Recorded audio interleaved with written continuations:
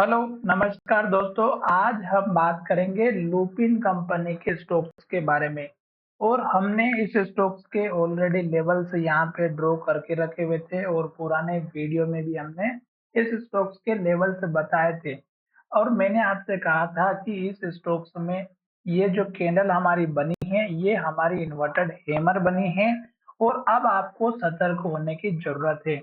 और ये भी कहा था कि अगर स्टॉक इस कैंडल के लो को तोड़ता है और इसके नीचे क्लोजिंग होती है तो गिरावट होगी और इस कैंडल के हाई का सपोर्ट लेवल आपको देखने को मिलेगा।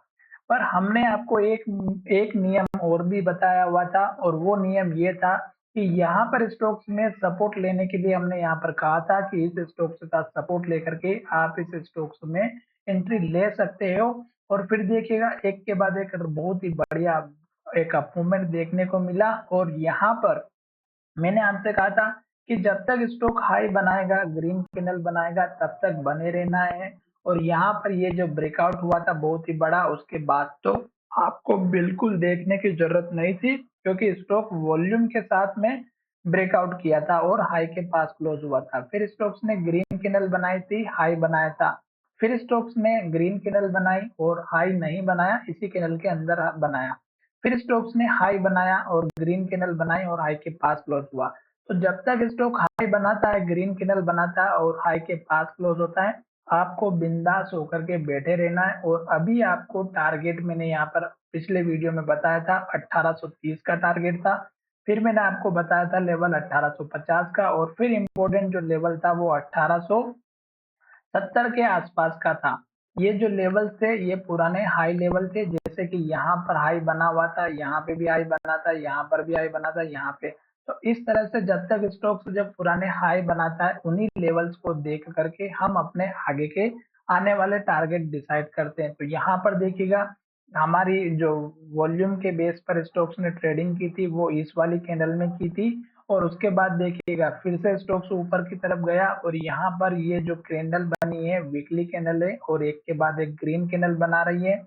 तो हमें कुछ भी नहीं करना है, केवल इंतजार करना है जब तक वीकली चार्ट और मंथली चार्ट हमारा हाई बनाते हुए ऊपर की तरफ जा रहा है। अब देखिएगा कि ये हमने स्टॉक्स के पुराने वाले जो लेवल्स थे वो ड्रॉ करके रखे हुए थे और यहाँ तक का ये वाला इंपॉर्टेंट टारगेट था 1870 के आसपास का। अब देखिएगा स्टोक्स का उसके बाद का जो टारगेट देखने को मिलेगा वो आपको 1920 के आसपास का देखने को मिलेगा। फिर आप देख सकते हैं 1920 के बाद 1940 और फिर आप देखेंगे तो 1985 के आसपास का टारगेट दिखाई देगा और लास्ट का टारगेट आपका यहाँ पे 2130 के आसपास का है। तो ये टारगेट आपका बहुत ही बढ़िया वाला टारगेट है और ये टारगेट आपका अचीव होते हुए नजर आ सकता है अगर एक के बाद एक ग्रीन कैंडल बनती हुई नजर आती हैं मंथली चार्ट और वीकली चार्ट में। तो साथ ही स्टॉक्स जब तक ऊपर जा रहा है तब तक जाने दीजिएगा क्योंकि बहुत दिनों से स्टॉक्स इस रेंज में ट्रेड कर रहा था।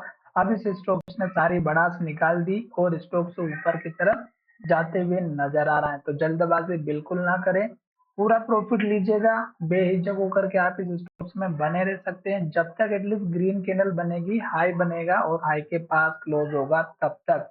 और कुछ भी नहीं देखना है, अगर आप चाहें तो थोड़ा बहुत वॉल्यूम चेकआउट कर सकते हैं और डिलीवरी का परसेंटेज चेकआउट कर सकते हैं।